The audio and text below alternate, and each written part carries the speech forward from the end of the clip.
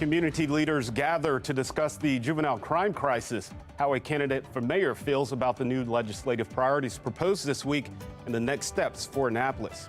They're just out of touch, out of step with middle-class people and working people. BGE customers, brace yourself for higher electric bills. Fox 45 News breaks down how much you'll pay over the next 3 years as reactions continue to roll in from heated customers.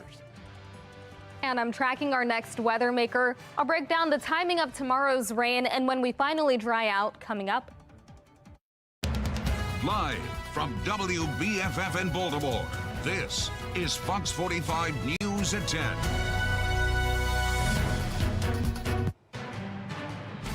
And we begin with breaking news. A staffer for Maryland Democratic Senator Ben Cardin has been fired after controversy surrounding his alleged actions. A video leaked online yesterday allegedly shows that staffer having sex in a Senate office building. Now, Senator Cardin releasing a statement to Fox 45 News this morning, not commenting on the video, but saying that the staffer is, quote, no longer employed by the U.S. Senate.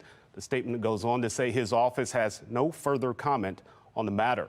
The staffer also commenting on the situation on his LinkedIn page, denying it was him in the video. And the post, he says in part, I love my job and would never disrespect my workplace.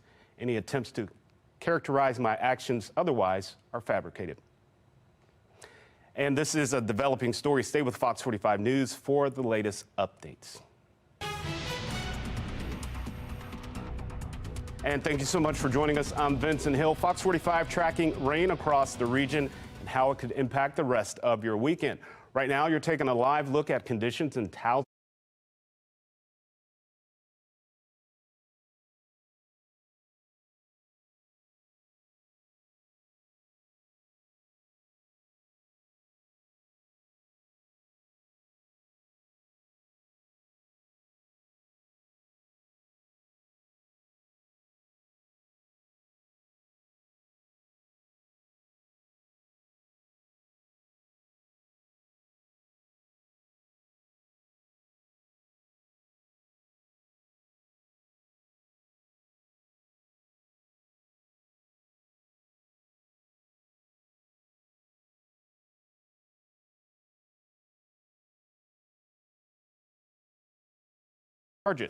This session. Despite that, they're confident other changes will be successful. Do you think there'll be support and appetite to make these changes in the General Assembly? I think so. I think that a lot of the topics that we're hitting on are near and dear to many of our legislators, and they should be, because they're near and dear to our constituents. At the end of the day, we serve the people, and this isn't just what we want. This is what the people have told us they want. Bates and Brave Boy are just two of more than a dozen top prosecutors across the state calling for changes to the juvenile justice system. They say current laws leave their hands tied and allow young people to act without fear of consequences. So what we're realizing when we talk to the young people is that young people, the juveniles, know there's nothing that we can do. We can't charge them. I mean, essentially, if they are found to have committed the crime, the police just have to drive them home. I mean, that's really all we can do. We can only hope that they'll not listen to just folks like me or my 23 colleagues across the state who are the chief prosecutors in our counties, but hopefully they'll listen to their citizens, because their citizens are saying the exact same thing. Enough's enough. And police sharing another perspective on the laws with Fox 45 News, saying they impact their ability to do their jobs every day. Kids get out of the car, and the minute you stop them and you pull them aside, the first thing they say to you is, "Are you going to call my mother?" Because they know they're not. They know they're underage, and they know they can't get in trouble. It would be like legislature raising the speed limit to 100 miles per hour on interstate highways and then questioning why we're not writing more speeding tickets on the interstate. Parents also demanding change at the state level, some telling Fox 45 News kids believe they can get away with just about anything. But if we're just going to look at them and say, well, they're too young to know the wrong that they've done, that is not for Baltimore. That is not for Maryland, because kids in this city, in this states, are still committing crime. And they're teenagers. They know what they're doing. They know right from wrong. They need to start locking these kids up. They need to change the laws. On Monday, Senate President Bill Ferguson will have a town hall to address juvenile crime and public safety here in Baltimore. DJS Secretary Vincent Schiraldi will be part of it. Schiraldi has said he doesn't believe anyone under 25 should be exposed to the criminal justice system. While the governor has called Schiraldi a reformer, others say his views make the state less safe. You're basically saying up until the age of 25, which is what he wants to do, you get a free ride. Unfortunately, legislators, lawmakers, have decided that it's better to support the lawbreakers rather than those who are enforcing the law. Fox 45 News will be at Monday's town hall to hold leaders accountable for juvenile crime. We'll keep you updated both on air and online. And if you feel your juvenile crime concerns aren't being heard, reach out to your lawmakers. House Speaker Adrian Jones and Senate President Bill Ferguson are two of the most powerful voices in Annapolis. Their phone numbers and emails are on your screen. Fox 45 News is hosting our own town hall on public safety next week. We invite you to join us. City Councilman Eric Costello and mayoral candidate Sheila Dixon will be on that panel. It takes place Wednesday, December 20th at 7 o'clock at Leeton Hall Baptist Church. Reactions continue to roll in from BGE customers upset over the company's decision to raise rates. Over the next 3 years, gas and electric bills will be heating up to the tune of $408 million. Looking into what it could end up costing you, Fox 45's Keith Daniels breaks down those numbers. If you are a BGE customer, brace yourself. The Maryland Public Service Commission has given BGE the green light to raise rates every year for the next 3 years.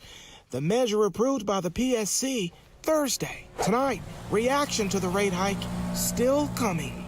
Well, it's concerning because people are struggling right now. Ryan Coleman is president of the Randallstown NAACP. I think folk who are in power, and we're not saying that they're not trying to do a good job, but they're just out of touch, out of step with middle-class people and working people. Coleman admits much may not can be done now since the measure has already passed. But for Coleman, it's about what could come next. Even though the measure is passed, they'll be asking for another rate hike. There'll be other things that taxpayers will have to pay. And I think that what we're trying to do is sound the alarm that middle-class folks and working folks, we just can't take anymore. As for the increase, breaking down the numbers, over the next 3 years, customer rates will be heating up to the tune of $408 million. That's still less than the $603 million in rate increases that BGE was requesting from the PSC. As for what that means for you, the PSC claims in 2024, electric customers can expect to see their bills increase just over $4 a month, while gas customers will see a $10 boost. Those increases go down slightly the next 2 years. In total, if you get both gas and electric from BGE, by 2026, you'll be paying about $22 more a month. Some residents outraged by the announcement. We've talked about moving to Delaware, and a lot of people that I know, family members, have considered moving from Baltimore because the taxes just keep going up and up, it seems like, on everything. We're retired, and so it's tough, and everybody wants more money all the time. And, it's just not fair. You can only get so much blood out of a turnip. It's just, sometimes there just isn't any more. Those increases are set to take effect at the start of next month.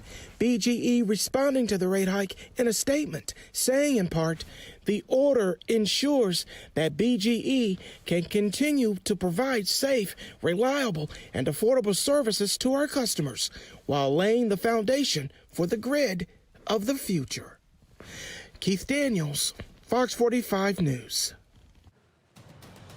Coming up, Capitol Hill lawmakers upset with Harvard's response to rising anti-Semitism on the campus, the steps they're taking to prevent similar incidents across the U.S.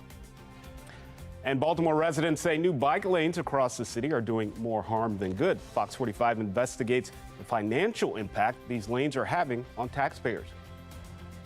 And a long-term lease agreement to keep the O's at Camden Yards is moving forward, but fans say they'll believe it when they see it. The back and forth as time is running out to finalize that deal.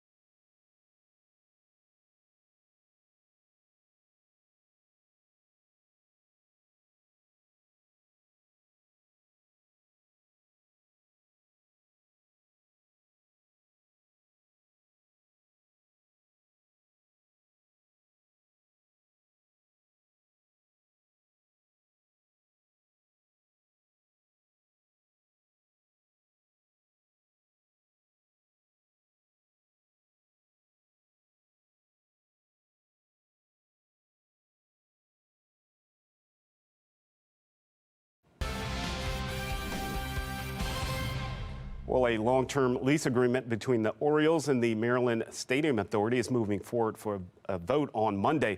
The deal that would keep the O's in Baltimore at Camden Yards for at least the next 3 decades almost collapsed amid last-minute pushback from key lawmakers. Fox 45's Taylor Stewart has a closer look at the negotiations that have left fans hanging from their seats. Look, it is some good news for O's fans, and this time it seems like it's for real. A dramatic win, followed by a dramatic announcement lit up on the center field scoreboard. Governor Wes Moore announcing the newly crowned AL East champs were locking in with Birdland fans at Camden Yards for the next 30 years. And the news coming just in time for the December 31st lease expiration. Well, that was September 28th, but in the months following, the fate of the Baltimore Orioles quickly coming into question amid sticking points in a lease agreement that has taken years to hammer out. The Orioles are a winning team, champions of the AL East. And the O's want the area around Camden Yards to reflect just that. And that's been the holdup in these negotiations. Economist Anirban Basu. The Orioles are saying we want to develop this. And by the way, if the Orioles generate more revenues from development around the stadium, guess what? Maybe they have the resources to re-sign an Adley Rutschman, a Gunnar Henderson, a Jackson Holiday. The initial deal would have given the Orioles 99-year development rights of city-owned property. So you want to give people more things to do, more experiences around the stadium. And that could be restaurants, that could be stores. But that ask prompting pushback from Senate President Bill Ferguson, whose district includes the stadium, leaving the deal in the balance, inching closer to the deadline. Now, while the governor says a deal is imminent. This is a 30-year lease, though the Orioles have an opt-out in which they can opt out after 15 years if they don't gain those development rights around the stadium. It's not exactly clear if that provision will stand in the new lease agreement state regulators will vote on Monday. But Basu says finalizing a deal that cements the Orioles in Baltimore is a win. Why?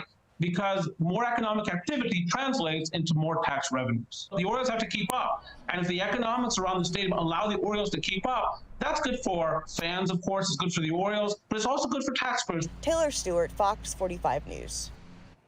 And of course, that news of the new lease agreement drawing some mixed reactions here in Birdland. So let's take a look at some of them. The Orioles signing the lease again. Sorry, not falling for this a third time. Here's another one. This is like the third temporary lease agreement since September. I'll get excited when that pen hits the paper.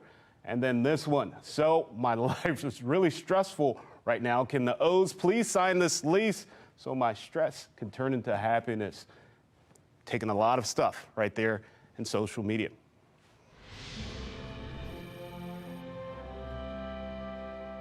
Well, today marks National Wreaths Across America Day, where an estimated 2 million volunteers across the nation join forces with a nonprofit organization to honor fallen veterans by placing wreaths on their graves. The nonprofit, which was founded back in 2007, strives to remember fallen soldiers, honor those who served, and teach the next generation about the value of freedom. In our local area, a ceremony was held at the Baltimore National Cemetery in Catonsville. Officials saying the event helped shine a light on the importance of a national cemetery less than 30 minutes outside the city. I know that many people have heard of Arlington and they participate in the program and they support Arlington. But I'm here to ask you all to please think about Baltimore National right here in Catonsville, Maryland. Again, we've got over 40,000 veterans and family members in this cemetery. And this year we had less than 25% of support to be able to honor the veterans here. For more information on the work being done by Wreaths Across America, you can head to wreathsacrossamerica.org or find this story on our website, foxbaltimore.com. Coming up, building self-confidence for those struggling to get back into the real world.